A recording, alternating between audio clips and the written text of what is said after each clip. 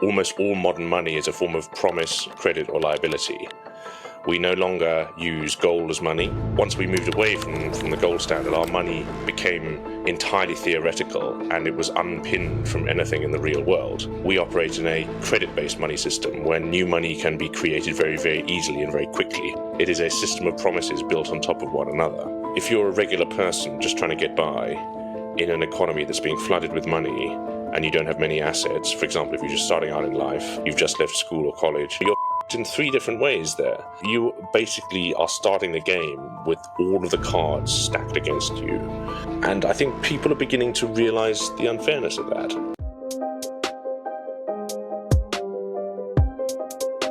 Hey everyone, just a quick note before we start. Over the past few months, this podcast has been growing and I'm super grateful for that. Over 50,000 of you regularly tune in, but I've also seen that over 65% of you still haven't subscribed yet. So if you enjoy what I'm doing, if you enjoy the content and the conversations, please take 1 second to hit subscribe on YouTube or follow me on your favorite podcasting app. This small click actually makes a huge difference and helps fuel the algorithm so we can reach more people and educate them on Bitcoin. I appreciate your support. Thank you for watching. Keep the comments going. Now let's dive into this episode. All right, Freddie New, welcome to Bitcoin for Millennials. Thank you very much, Bram. It's a pleasure to be here. It's always nice to actually be on a podcast that I've listened to in the past. So thank you for having me. That's awesome to hear. Like, I have no clue where this travels, so it's always nice to hear when someone discovered it and found it. So thanks for sharing. I think it's really interesting what you're doing. So I think we'll have a fun conversation. And I was thinking maybe to start like a bigger topic that I'm currently focusing on when I'm explaining Bitcoin to people is explaining the debt-based monetary system. Just that already is a term that I never knew about until, I don't know, 4 or 5 years ago or something.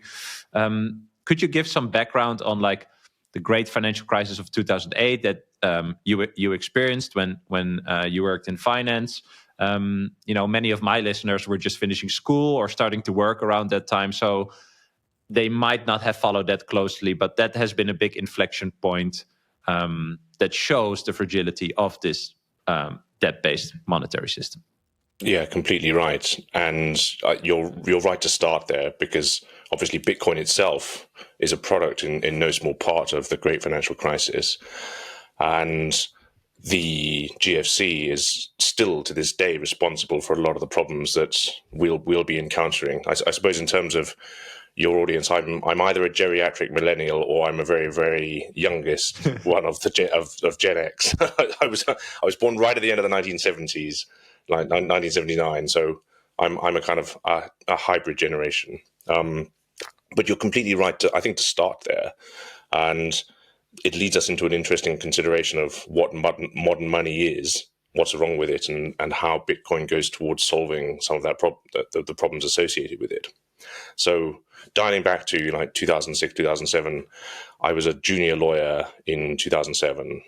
So just before the financial crisis, I saw the tail end of the boom in markets at that time, and it's actually quite interesting to go back a little bit further and think about why that boom happened. So even further back in time, after two things really: 9/11 and the dot-com crisis, round about the turn of the millennium, lots and lots of macro pressures were put upon governments and economies worldwide. And it was really then, I think, that we began to see the beginnings of what your audience may know of as ZIRP, the zero interest rate policies, begin to emerge. Alan Greenspan was in the Federal Reserve at the time, back in the very early noughties. And that was the point at which interest rates absolutely plummeted from what was a relatively normal rate to close to zero. Climbed up a bit in the early noughties, and then obviously in the financial crisis were cut almost entirely down to zero in almost every economy in the world. And that has very interesting effects on things like the cost of capital and how much more money is created. And maybe pausing there for a second, I'm sure this will be familiar to some of your listeners already. Our modern money is a really fascinating academic construction. Most of the money that we use today is not tangible physical money. And even a banknote itself isn't actually money. Most banknotes in most nations around the world will have some kind of promissory language written on them. Yes, In I the love UK, that you're touching on this. I've been talking about this lately because I was in America in October, and when I arrived at my hotel, I had like the cash dollars, right? And I was just looking at the dollars, like, oh, this is what I'm studying and stuff. And it literally says like this note is legal tender for all debt, public and private, something like that. And then I was just sitting there like, but the thing itself has no value. It's an abstraction of something that might be also an abstraction again, right? So it's like a layer on a layer. And the other thing about the interest rates, also interesting when I'm currently renting, but when I bought a house like 6 years ago, I had like 1.8% interest on my mortgage or something like that. And my mother was stunned because she said when I bought my first house, it was like 15% or something on a mortgage. And now that you were talking, I had to think about that. Like for us, like for millennials, or let's say, like your early 30s, or you want to buy a house, like we think that low interest rates are normal, but actually higher interest rate is way more normal. And the crazy thing is that people could also afford that. So if we now hear like 15% on a mortgage, we would be like, yeah, nobody can pay for that. But in the 70s, that was all fine. Exactly. They were very high in the 70s, arguably too high. There's a really interesting book called Debt, the First 5,000 Years, which obviously, as the title suggests, goes all the way back to our earliest Babylonian and Sumerian records. I've read extracts from it, but I've never read the whole book. It's on my reading list. But that looks at pretty much interest rates, how much it costs you to borrow money, in other words, throughout history. And a rate of 5% is on the low side, but it's by no means outrageously high. And in fact, my personal view, as we'll go into in a minute, is that it would be good if it actually normalized it around that level again. So picking up that point, what happens if interest rates are really, really low? Well, governments and central banks tend to drop interest rates in order to make borrowing easier. And this idea ties in with the nature of money, as we were just talking. You gave an example there of what it says on the US bill. In the UK, our notes say, I promise to pay the bearer on demand the sum of £10. It's fascinating. It is fascinating. And I mean, I get mildly obsessed by this idea. The idea that you need to hone in on is that almost all modern money is a form of promise, credit, or liability. We no longer use gold as money. Physical money like gold or silver is known as specie, which is derived from the Latin. It is the thing itself. It is a kind of thing, which is used in commerce or as money. But once we moved away from the gold standard, our money became entirely theoretical, and it was unpinned from anything in the real world. And as such, we operate in a credit-based money system where new money can be created very, very easily and very quickly. Yeah, that's the Latin translation of fiat, by the way. Yes, let it be done. Let it be. Yeah, exactly. Let there be money. Yeah. Well, I mean, I'm a classicist by training, so I love that you bring up the Latin, because credit is also a Latin word. Credit? And credit is as well, and that's derived from the verb to believe. So, do you believe I'll pay you back? Yeah. But that's a very good point. If you drill down into what the Federal Reserve currently say around the US dollar, they admit it's no longer backed by gold, hasn't been since 1971, as we all know. But at the moment, they'll be quite openly tell you that the dollar is based by, and I quote, the full faith and credit of the United States. Yeah. And that's fine as long as you believe that the United States will pay you back. It is a system of promises built on top of one another. Our system requires that you continue believing that your debt will be repaid to you. And that's how the entire system works. And in fairness to the other side, it does continue to work so long as they continue to pay. But there are a lot of negative implications of a credit-based money system. And the primary one is that money is far too easily created And the typical way that a heavily indebted nation state, for example, will repay its debts that it owes to its creditors, and we should actually dig into that as well. That's an important consideration, is by creating new money to service the old debt. So it's effectively the same as a Ponzi scheme. Yes. Yes. Bitcoin custody is evolving, and while self-custody is important, it has its own risks and trade-offs. Onramp is pioneering a new standard, multi-institution custody, which eliminates single points of failure, adding fault tolerance and redundancy to your custody setup. Onramp secures your Bitcoin in a segregated cold storage multi-signature vault, guarded by 3 independent institutional-grade custodians, none of which have unilateral control. Your funds are fully auditable on-chain, cannot be rehypothecated, and can only move or withdrawn at your explicit direction.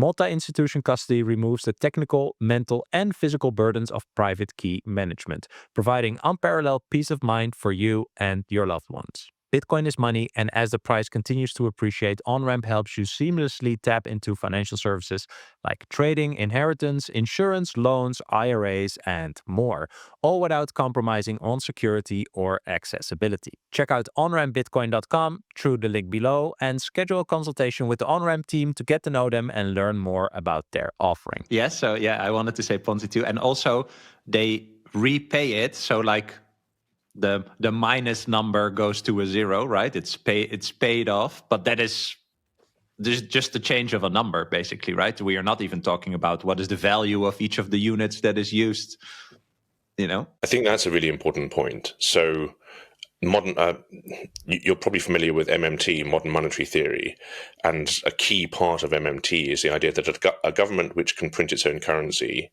can't go bankrupt, particularly if its debts are denominated in its own currency. Conceptually correct. Yeah, it's right? conceptually correct. Yeah. The point that MMT misses is that if you continually, and maybe before we go into that idea, we should just draw a line in the sand around government debt. So governments obviously have 2 sources of income. One is taxing their population, and the other is borrowing.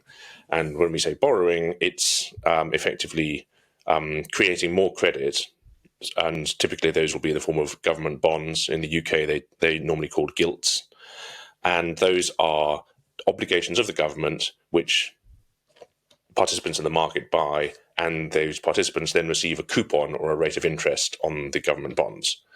So let's say the UK issues a 10-year gilt with a coupon of 5%. So you pay the face value of the bond, and then you have a rate of return over time. So traditionally, they've been seen as a safe haven. US Treasuries are traditionally thought of as the safest long-term investment you can hold. And that, again, comes back to the point we were just discussing around belief in the government.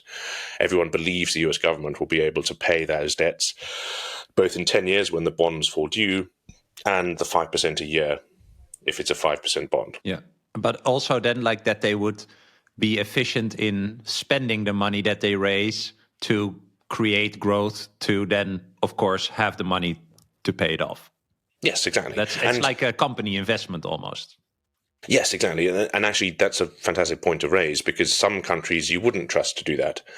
So I grew up in Zimbabwe, and you would be less likely to trust in the government of Zimbabwe to invest the money wisely than you would the United States. No offense to Zimbabwe. I had a great childhood there. I'm very fond of it. But the practical reality of it is that the Zimbabwe economy is not as efficient and not as powerful or as large as the US economy.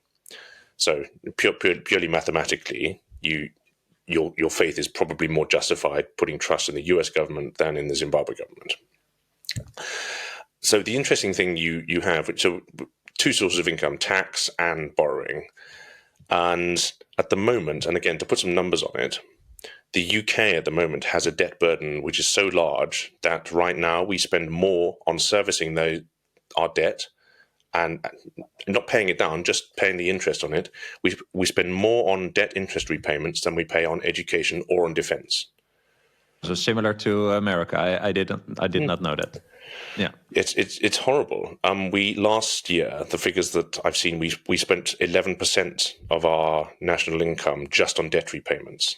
Wow. And that's not a productive use of your money, and it's getting worse. because no developed country is managing to reduce the size of its debt burden at the moment. US, I think, is 37 trillion. The UK is about 3 trillion. Those numbers are gigantic. And again, back to one of the points we made earlier around zero interest rates. If you're borrowing at zero interest rates, it doesn't really matter if you have an enormous debt, because that doesn't really cost you anything going forwards. What's changed over the last couple of years is that as interest rates have gone up, those debts have become harder and harder to service. And as a result, even nation states are having to spend more and more of their national income on servicing those debts. And money spent on servicing debt is not a productive use of capital. You're basically treading water. You're paying that debt down to stay alive. Apologies for jumping around here, but there are a lot of really interesting interconnected ideas. If you are then creating new money to pay down your old debts, automatically what you're doing is reducing the purchasing power of every dollar, every pound that was already in the system before that. Yes. This is an idea that very familiar to all of us, discussed on many pods already. And the effect of that is twofold. Firstly, your purchasing power of each dollar goes down. And secondly, because there are more dollars in the system chasing the same amount of goods, the prices of those goods tend to rise. And the third negative effect is that the advantage of the new money in the system tends to accrue to a smaller number of people. In our Western economies, very often those who have assets and are able to borrow against those assets. So if you're a regular person just trying to get by in an economy that's being flooded with money and you don't have many assets, for example, if you're just starting out in life, you've just left school or college, you are... Are we allowed to swear on your pod? I can't remember. No. Okay. I don't know if you get arrested in the UK for that, so I don't know. You can do it. Well, no, I was just going to say, you're fucked in 3 different ways there. So you basically are starting the game with all of the cards stacked against you, and I think people are beginning to realize the unfairness of that. And you mentioned house purchases a few minutes ago. Wait, I'll add something. I talk a lot about the US debt clock. So the usdebtclock.org. And because if you go there, you see what is the debt per citizen and what is the debt per taxpayer. And I think that is exactly what you're mentioning, right? So if you get a baby in the US, I can have a look, but I think it's about around $110,000. So if you get a baby and your baby gets born, your government, the American government, has already spent $110,000 in his or her, well, not name, but those $110,000 cannot be spent on anything that would benefit this new citizen, basically. So they already stole that from the future, right? They took that from the future, they spend it in the now, or probably even 20 years ago, right? And this new citizen will never see any benefit from whatever the government could do with that for them. No, that's horrific. Although you raise an interesting idea there. There's nothing inherently wrong with the credit system. In fact, it's a fantastic invention in terms of doing exactly what you pointed out there. It's a means of, for example, in a productive business, Yanis Varoufakis writes about this in terms. Let's say you want to start up a bicycle making business, but you pull, let's say, 5 years worth of profit from the future. Yes. You spend it today to build your business. Yes. And then over time, you manage to grow the business to a point where you can pay down that debt. Yes. In 5 years' time, there's more capital in the system because productive activity has taken place. And that's great. But like most things, once you take it to excess, that debt becomes impossible to service. And like you said there, that kid is born with $110,000 of future productive capacity that it may never be able to repay. Taking on a debt, or taking out the loan has a function. So again, that conceptually is all working, right? But the thing we use to do that is that thing is broken. That money that we borrow is broken, because in 5 years you will be able to buy less with the money that you borrowed, because there's constantly new money being created. And I think that is exactly what people need to understand, because what emanates from that is basically an incentive to not have the long-term outlook. Not because you don't want to, but kind of because you're forced to, because the units of money that you're using, they lose value all the time. So you're forced to spend it, which some Keynesian economics would say is a good thing. But when you're forced to spend it, you become less conscious as to what you spend it on. And I think that's what we're seeing in like the quality of products and services and stuff like that. And because the money is kind of fleeting slowly, right? But measurably and palpably, I think as well. Yeah, the incentive to have that long-term outlook, to do it to the best of your ability, also kind of erodes. Not in a malicious way, but more like in an organic way, where that's kind of like disincentivized. It's very true. And you can see this in hyperinflationary environments. So again, mentioning Zimbabwe, which I have a lot of personal experience of, or Argentina, for example, if your money is losing value at an accelerated pace, as soon as you get it, you get rid of it. There's no incentive for you to save, because if you save $10,000 this month, next month it may not buy you a loaf of bread, and so on. So in Zimbabwe, the prices were no longer affixed to goods in the shops during the hyperinflationary period. They would be written with chalk or with a magic marker and then wiped off. You as soon as you got paid, you go in and you buy as much stuff as you can, because the value of your money is evaporating before your eyes. You can't afford to wait in a week, 10 days, because your pay packet will no longer feed you at that point. And a lot of the world is in this kind of environment. We saw it to a small degree in some of the developed economies during the second half of the COVID pandemic. But even in Turkey, they've had 70% inflation over the last few years. That's insane, and wages don't keep pace with that rate of inflation. So again, it causes a flight into assets and a strong drive to get rid of your money as soon as it lands in your pocket. So I was thinking, before we continue, like, let's tie it back to what is the result of the great financial crisis? Like, where are we at now? Because the banks were bailed out. That is with government money. Where does the government get money from? As you explained, from the citizens, or by creating money or taking on more debt. So those things are like all tied together. And now, like 16 years later, as you mentioned in the beginning, we are still dealing with the mess of trying to fix that in 2008. Very much so. So perhaps tying it back to our original point and making another one as we do it. So just tying off the centerpiece that we were discussing here, you mentioned mortgages and house prices. And one of there are two ideas to consider here. The first is the runaway increase in asset prices, which is a result of money not retaining its value effectively.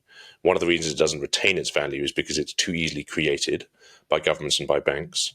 Another really interesting piece of the puzzle here is that not many people realize that most money in the modern economy is not actually created by the government anymore directly. It's created by banks when they make loans. So if you go to the bank and take out a mortgage, let's say you buy a house for $100,000, you have $10,000 deposit. The bank is then going to lend you, the remaining 90,000, but it doesn't take that 90,000 from deposits. Yes, the bank creates that money from nothing on the day when it makes you the loan. Yeah, it puts that 90 grand into your account, and then at the same time, it also credits an asset in its own balance sheet, which is the loan that you then owe to it. Yes, so it's it's genuinely like magic. So the bank has created two different assets in two different balance sheets. Yeah. It's created cash in your account, and it's created a loan asset in its own account, and that loan asset generates income for it. So if people take away just one idea, that would be the one that I would recommend that they take. Mm-hmm. Understand how banks create money by making loans. And if interest rates are low, this is how it all ties together. If interest rates are low, it's easier for people to take out those loans, and it's easier for more and more money to enter the system. Because the risk is generally lower then, right? Yes, exactly. So the result of that is that the purchasing power of each dollar in the system reduces, the price of houses increases at an accelerated rate. Yeah. And tying it back to our original point around zero interest rates, as long as interest rates remain low, those loans can be serviced and the system can continue. However, and we're beginning to see this at the moment, when interest rates rise, those debts become unsustainable, and people may begin to default. So as we mentioned earlier, the whole system is built on credit and trust. At the point when you can no longer pay those loans, that trust and that belief, the credit, begins to disappear. Yeah. And tied all the way back to the great financial crisis, this was what precipitated the crash in the first place. People began to default on their loans. They were no longer able to pay their debts. People lost trust, and they lost. Back in the beginning, we didn't call it the GFC at all. We called it the credit crunch, because what happened? I think people have forgotten that now. But the first symptoms we saw was that people were no longer willing to lend. So there was a crunching in it. There was a destruction of belief first. So less availability also of potential credit. Exactly right. And then because complicated structured products have been created of all of these mortgages, everyone of your listeners will be familiar with the idea of mortgage-backed securities. No one knew which were the bad loans and which were the good loans. No one knew where the value was anymore. And so it was effectively a gigantic, colossal crunch in the belief in the entire system, which, as you rightly pointed out, is the only thing that's holding it up. And this should be the biggest red alert moment. Yes, I would think, right? Just that last sentence should like turn on an alarm in your head, I would say. Yeah, sorry. I would like to add to that. And I only understand this because I understand Bitcoin now, and like the absolute scarcity, which makes it very precious, which puts pressure on you to really think what you're doing with this scarce asset, basically. Like my experience in traditional finance and what you said, the trust, most people in traditional finance, this is what my friend Richard Byworth says all the time, most people in finance don't understand finance, which I think is really interesting. They trust that it works how it conceptually has been explained to them, right? Like that's what they trust. There's also no way to verify, right? Even if you work in there. But the biggest thing I've seen is that, and I think that ties into how you explain it, if it's not your money, if it's not even money that money didn't even exist before, as you explained, right? It's literally created out of nothing, backed with the deposits. Full faith and credit. Yeah, but also like the deposits. But like if you deposit $100, a bank can loan out $1,000, basically, right? That's how they kind of like, in an accounting way, straight talk that, or I don't know how to say that. Like, but they're like, yeah, well, this works because not everyone is going to get their money at the same time. Again, this is like a interesting thought. Like they trust in that. That's also why if you call your bank and you say, hey, can I take out XYZ amount, they're going to ask you questions for your security. What are you going to spend it on? Blah, blah. No, it's because if you take out 100K from the bank or you put 100K in Bitcoin or 10K or whatever, they cannot lend out 10 times that amount anymore. So it's literally losing them money, right? You're taking away from their business model. But what I realize is that, yeah, if you work in the finance system and you are working with money that is not yours, then you don't feel the restrictions that a real hard money like Bitcoin give you, right? Like you cannot fuck around with Bitcoin. If you fuck around with Bitcoin and you lose the Bitcoin, you are never getting it back, which is an instant lesson in the fact that you messed up, that you approached whatever scheme you were doing in the wrong way. But if you never feel the repercussion of your action, maybe when you're fired in 2008, when everything really blows up, right? Like to like just really, really blows up. But like along the way, there's not that many, maybe there's warning signals, but there's no negative feedback that just stops you from continuing, basically. Yes, exactly. There's no moral hazard, in other words. And you mentioned a few minutes ago what were the consequences of what happened in the GFC, and of course one of them is that governments assumed a lot of the private sector liabilities that had been created and were no longer capable of being serviced. We saw nationalization of a number of banks here in the UK. We saw similar bailouts in the United States. Lehman Brothers was obviously allowed to collapse, and it's a horrible thing to say, but in a healthy system, it perhaps would have been better for us in the long run if the banks had been allowed to collapse. If you have your Bitcoin in self-custody, where are you keeping your Bitcoin seed words? For me, there's only one way, and it's backing up my seed phrase with stamp seed. It's a single durable plate without any parts or materials. Stamp your words into solid titanium, which is fire-resistant, water-resistant, and built to last. Unlike etching or engraving, stamp seed's patented tools help you to deeply stamp every letter for permanent readability, making it easy for you to protect your generational wealth. Don't risk losing your seed phrase on paper.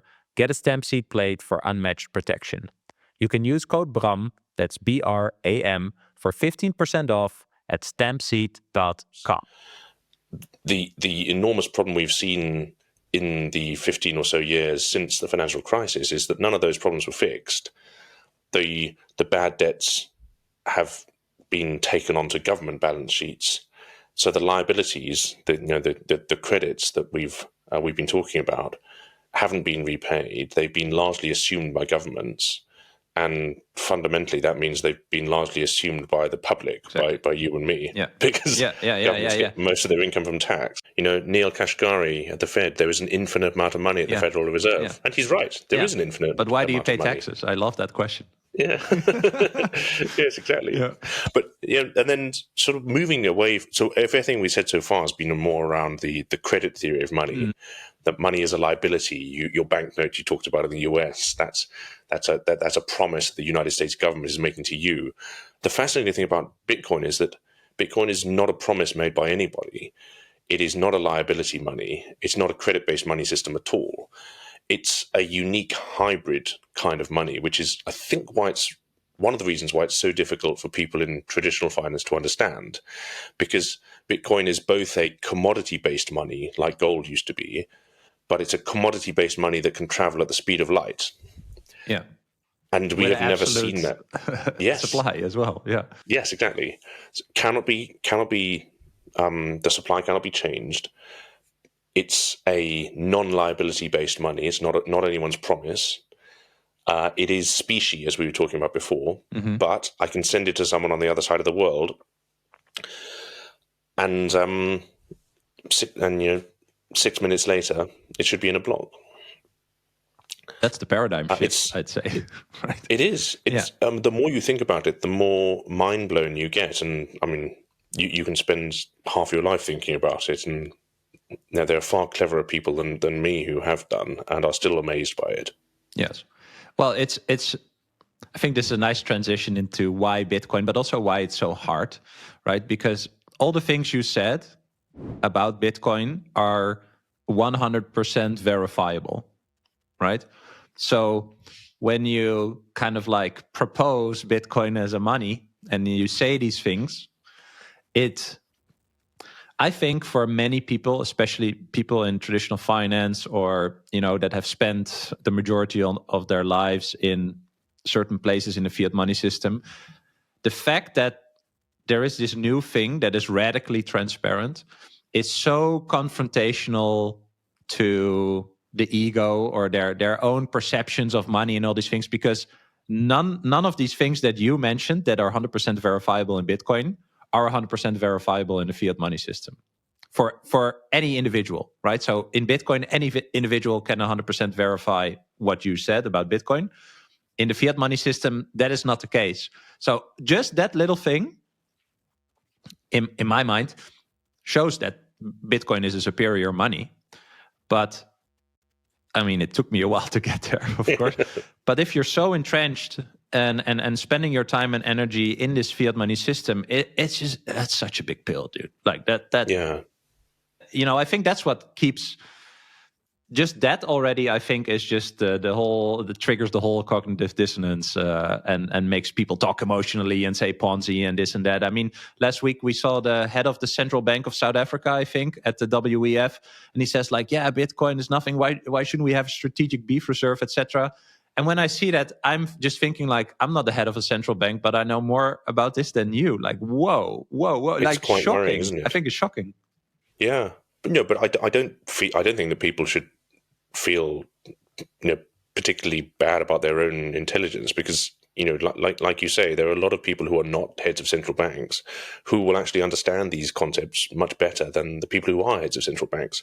Also, on your head of the South African Central Bank, I really wanted Brian Armstrong on stage with him to point out that the United States already does have a strategic reserve of cheese.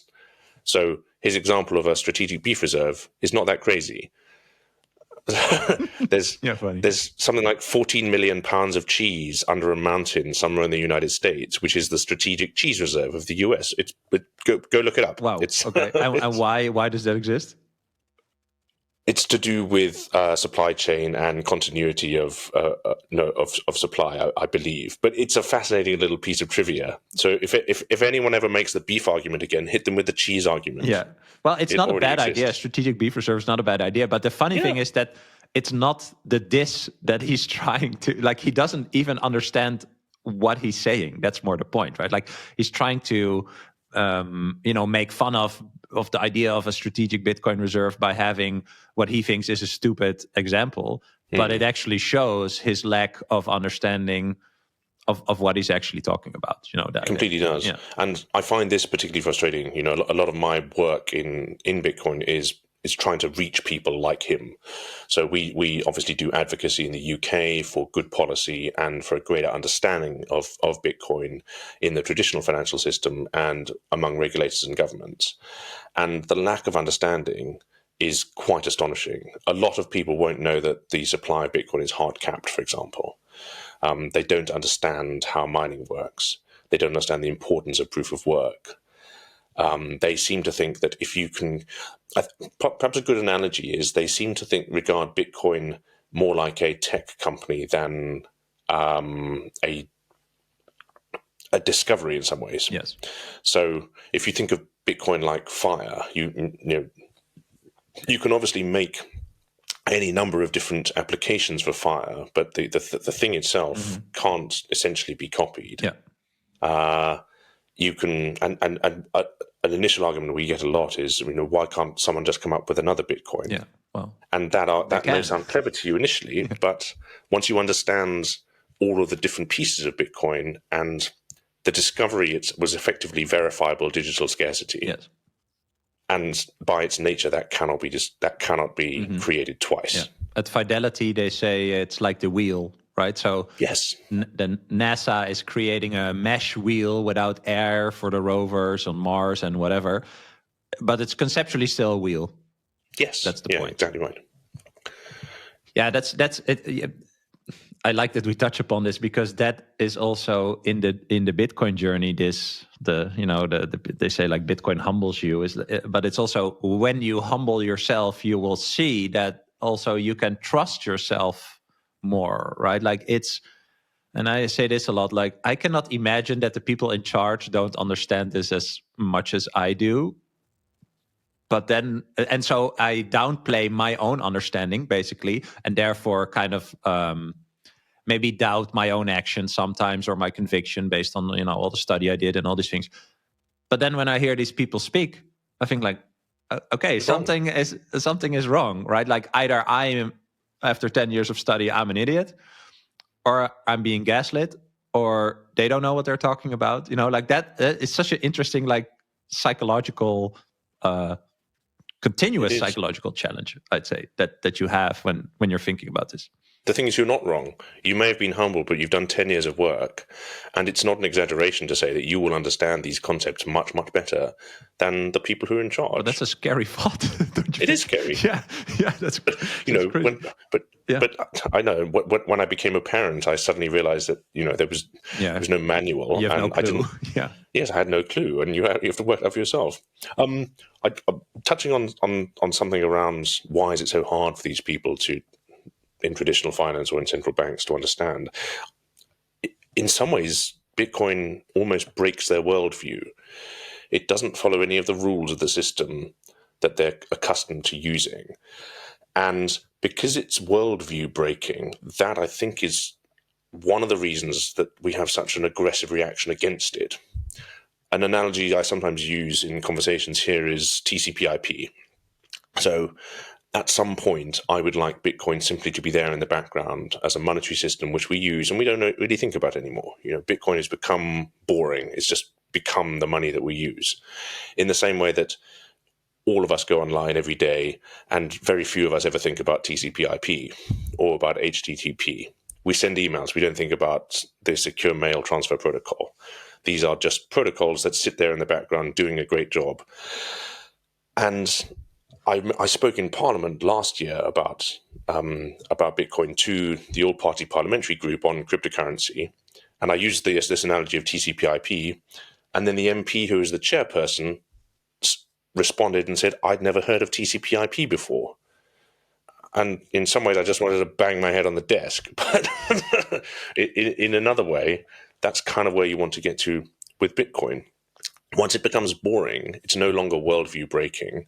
It becomes part of the furniture. Have you ever come across a great article written in Citadel 21 by Croesus, BTC? Why the yuppie elite dismiss? Yes. Yeah, 100%. That for anyone, Google why the yuppie elite dismiss Bitcoin. And yeah, the conclusion of the article is that if you are not high IQ, but above average intelligent person, and you trust the government, then you basically dismiss Bitcoin, right? Yes, and exactly. If you think about the government, this has also helped me to think like this in my journey. That's just other people. It's just a group of other individuals. Like, they are not better than you or me. We are not better than them. So if you think about it like that, right, it's just other people. They have their own ego. They have their own challenges in life and whatever, just like you and I have. Yeah, why would they know what is better for you and me, especially, and we touched upon that in the beginning, if there's not really a continuous kind of like validation of why you should trust that these people should make decisions for you, right? Like, it should be a reciprocal relationship in a sense. That was a great summary of it. It's interesting how that also loops back to what we were talking about at the beginning around credit and trust and belief in the money. So you're completely right. Right at the end, there's the quadrant where if you have high intelligence and high trust in the system, you probably work in finance or in the government, and you also dismiss Bitcoin. Yeah. But your point's completely right. Once you deposit money in a bank, that's not. Well, it's not money. It's not yours, and it's not in the bank. It's not there. It becomes it's an interesting legal position, because once you've deposited the money, what you have is a claim against the bank in an amount of value equal to what you put in. Yes.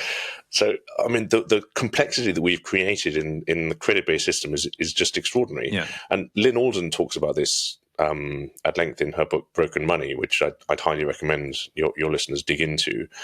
She says a lot of these problems arose as a result of telecommunications. So prior to a sophisticated telecommunications industry, transactions and settlements could take place more or less at the same time and in the same place. In other words, if I was buying something from you with gold or with paper certificates, so the problems that Bitcoin solved wouldn't really have been as big then. But now, if once the telegraph comes in, I can transact across the Atlantic in real time, but it takes 5 days for a boat to cross the Atlantic for physical settlement to take place. Yeah.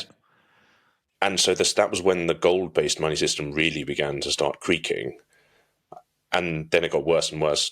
As your listeners will know, various periods in history, governments tended to come off the gold standard, largely to have the ability to create a lot more money to fund wars, such as particularly the First World War. This final settlement is also something that I learned along the way. The final settlement is, when I send money from my banking app to your banking app, if we're in the same country. Well, no, this is a good one. I use my Wise app, where I have a virtual UK bank account, by the way, that I can just put money on and the numbers change. It's also just very interesting to think about. Anyway, I send it to you, right? And the numbers go down in my app, and on your UK bank account, the number goes up, right? But that does not mean that the value that those numbers represent is actually like in your bank, in the account, in the vault, however you want to visualize it for yourself, right? banks do that like every month or every quarter or every year sometimes, if it's like cross-border stuff. So, and then it's even just an accounting thing, right? It's like how much money did people from this Dutch bank send to that English bank and back, and the difference is actually settled in some way. I have no clue, by the way, how that works, but the point is more like where I send you money is here, where the final settlement is kind of like there. Like there's all these layers in between and time frames in between, right? That's why so many people work at a bank, to just keep the accounting going and in check. Whereas with Bitcoin, I have a number on my screen. I send it to you. My number goes down, your number goes up. But the thing I send you is actually in your possession. Yeah, completely right. Mind blowing. That was mind blowing for me when I learned that. Yeah. I mean, again, it depends how geeky you want to get. I find all this stuff extremely interesting. And another example is the credit card payments. If you go into a store and you tap to pay for your coffee, there's a complex 4-party payment system going on in the background, and it's really just a messaging system whereby the acquirer bank is sending a message to your bank and saying, "Has Bram got $2.50 Is he to pay?" good for it? Yeah, exactly. And it says, he's good for that. So they allow the transaction to go through. Yeah. But all you've created there is a system of intertwined liability obligations, which they promise to pay at some point in the future. It's back to our first point. But a credit card is a promise card. Yes, exactly. And again, another just way to think about it. Okay, so you get a coffee. Or no, let's say you buy a roasted chicken. The chicken was alive before. The chicken was staying somewhere. The chicken got food. The food was created and all these things. And now this roasted chicken, after it was roasted and real energy was consumed and all these things, it's laying in the display, okay? And you come in and you say, okay, I want the roasted chicken. When you pay with your credit card, it's actually fascinating. You get something that is tangible, where energy was put in and work was put in, and that you can eat from and get energy in your body. And you pay for it with nothing. Yes, with a promise on a promise on a promise.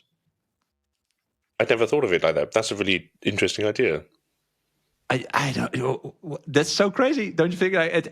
This is what got to me when I watched a podcast about energy. It wasn't about Bitcoin, and it was Nate Hagen on Aubrey Marcus's podcast, and he said, if you just look around, everything you see costs energy to create or maintain. So even the books behind you, the paper came from a tree and the tree got sunlight and all these things. So it's all condensed energy. How we are talking is all condensed information in a little, fiber cable and like. So anything you see costs energy to create or maintain. Thinking is energy. Just everything is energy. And if you think about the value exchange that we could have, I propose something that cost me, time and energy.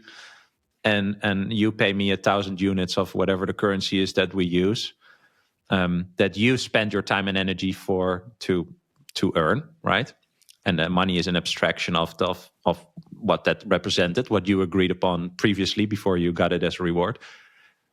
In our conversation, I say, hey, I have something. Do you want to pay 1,000, euro units? And you say yes. Okay, we shake hands. That is super equal. But then the thing we use to represent that exchange, as we talked about, is influenced by other people. The value of that thing is influenced by other people. And that's why people say, fiat money steals your time and energy. That's this.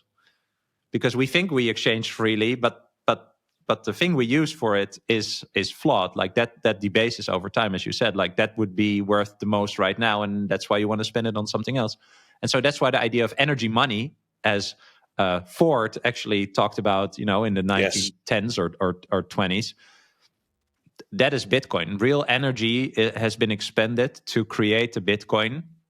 So, and a lot of people don't like this, but conceptually you could think about that physical energy is turned into digital energy. It's captured in like a 3D cube or however that's how I visualize it, right?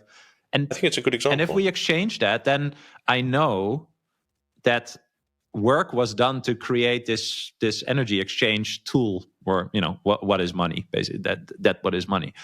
And when I realized that, then I just got Bitcoin, because work is done to create. Well, it's a fascinating idea, and to my mind is why proof of work systems like Bitcoin are so important. we see a lot of chatter at the moment around people putting real world assets on the blockchain. And to me, that represents a fundamental misunderstanding of what the blockchain is for and what it does. So most of your listeners will already know that all a blockchain can do is track its own native asset. A proof of work blockchain like Bitcoin bridges to the real world via energy. So all it does is tell you what the truth is every 10 minutes. Yes.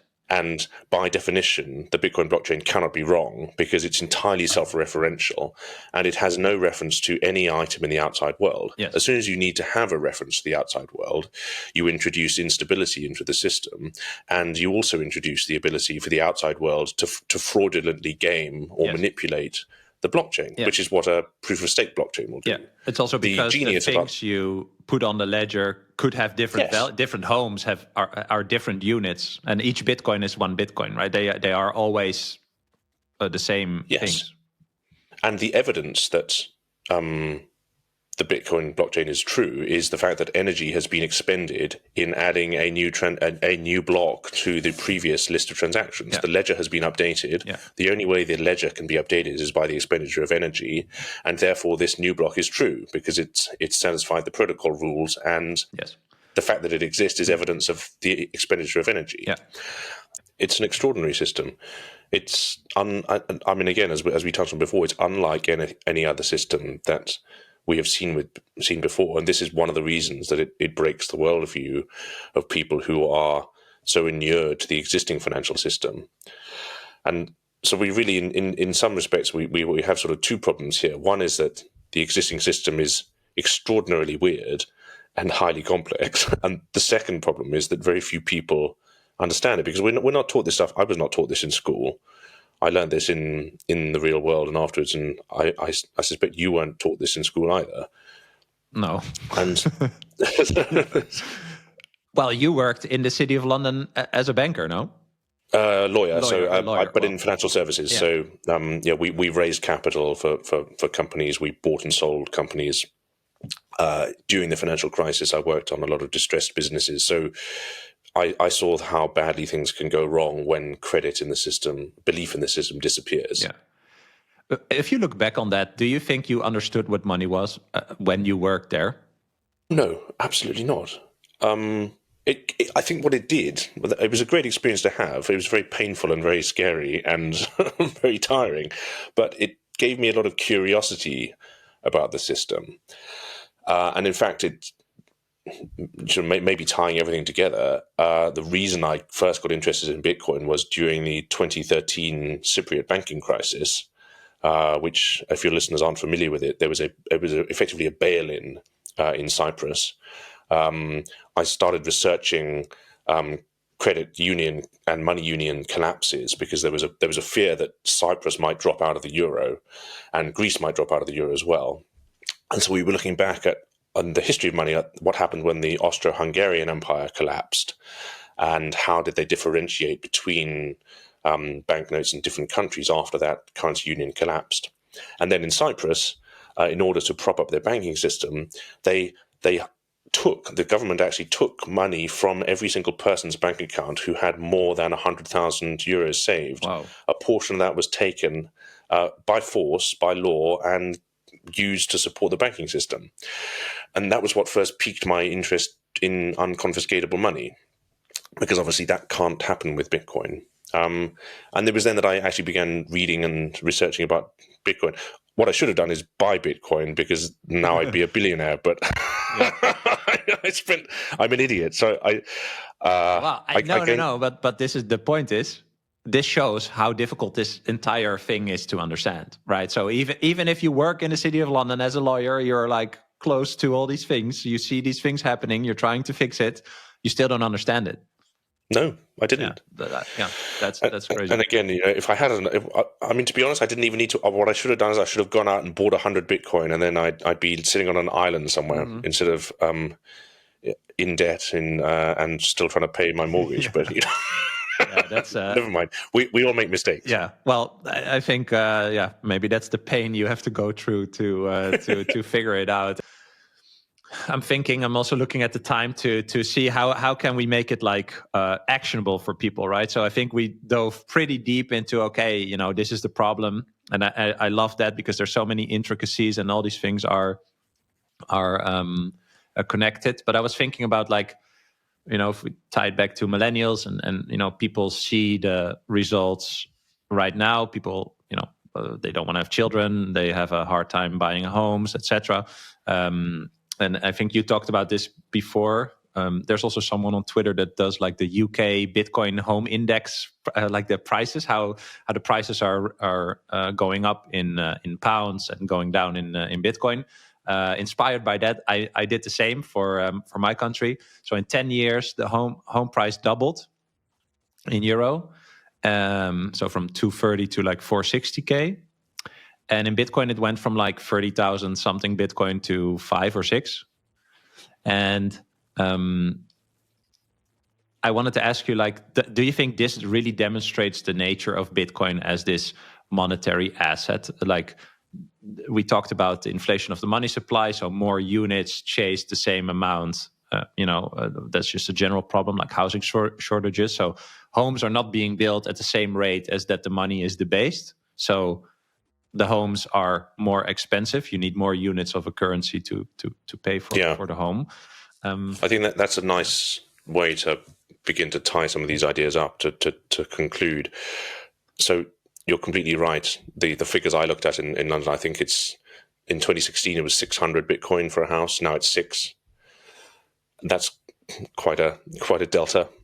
A few takeaways.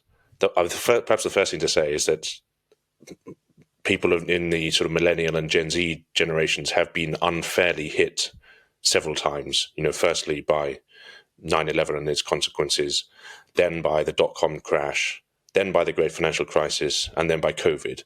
And all of these things have made just living an ordinary, normal life much, much harder. Like you say, it's harder to stay out of debt. It's harder to buy a home. And it's very difficult sometimes to understand why. But a key reason why all of these things have become so much harder is government's inability to stop creating more money. And that is a root cause of a lot of these other problems which people in our generation and generations below us are facing. But I think one fairly sensible conclusion to draw is that governments and central banks and commercial banks are never realistically going to stop printing money. Once you acknowledge that, then you need to think about how to protect yourself financially. And one key way of doing it is to put spare money that you have into hard assets that they can't make more of. And it doesn't necessarily have to be Bitcoin. Obviously, I'm very interested in Bitcoin and supportive of it. But if people genuinely don't know what to do with their money, there are a hard asset that can't be inflated is absolutely key. Because I think it's logical to conclude that governments will do everything in their power to keep the current system going, and they won't control themselves. And a general message I have is, no one's coming to save you, I'm afraid. You have to save yourself.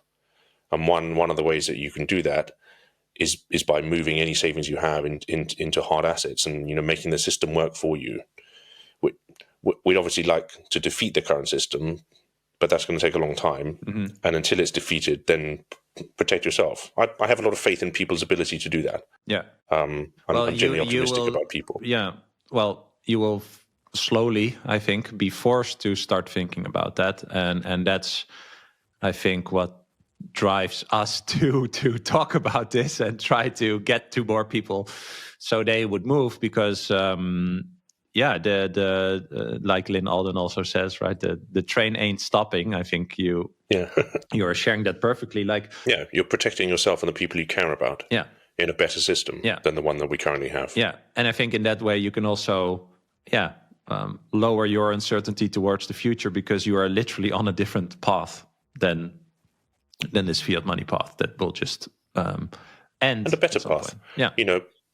Anyone under the age of 50 has been relentlessly dicked over by people over 50. And, maybe it's our time to start doing a bit of the dicking ourselves.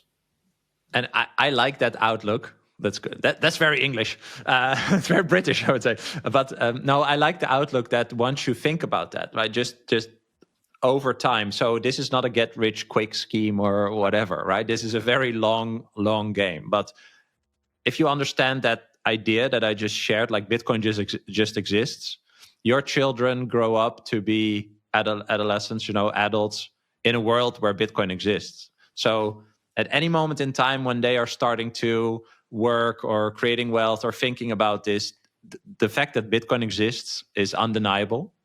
And the characteristics of Bitcoin versus the fiat money system are undeniable. And so slowly over time, I don't want to say we've won already, but I think we've won already because this thing is not going anywhere. So it always exists.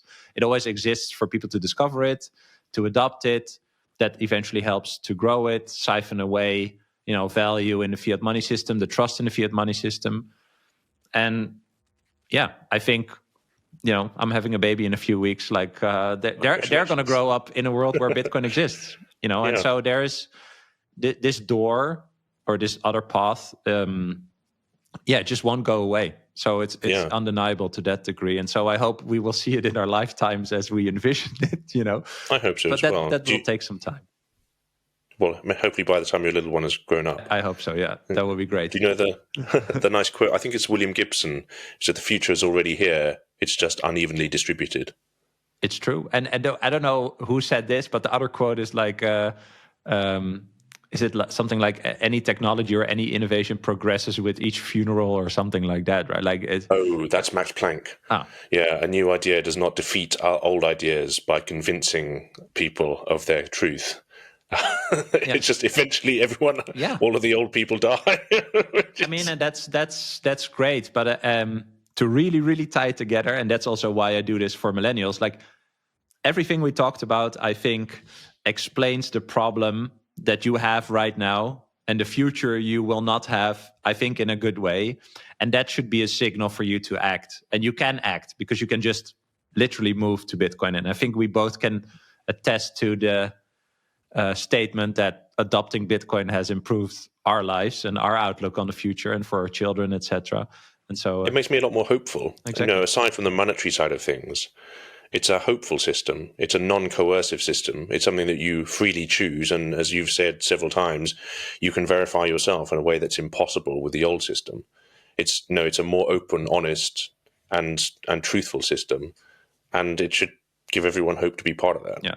I love that. All right, my last question, because I ask everyone the same question at the end, which is, what is a core belief that you will never let go? It's quite simple. It's that most people are fundamentally good and want to do good things with their life and with their time here. It's, there's a lot of negativity in the world and a lot of pain and a lot of suffering, but I fundamentally believe that most people are decent at their core, and we shouldn't forget that even if we disagree with them or if we have differences of opinion, most people are fundamentally decent people. Well, I love that. Thanks for sharing, and thanks so much for your time. I thought it was a really interesting conversation, and I hope we can help some people with this. Thank you so much for having me on. I loved speaking with you. Me too. It was a great time. Likewise, man. Thank you. I hope you enjoyed this episode. If you did, you can click here to find more just like it, and click here to find all Bitcoin for Millennials podcast episodes. Also, please like this video if you want to help shine a light on the message of Bitcoin, and subscribe to my channel to stay connected. I hope to see you for our next episode.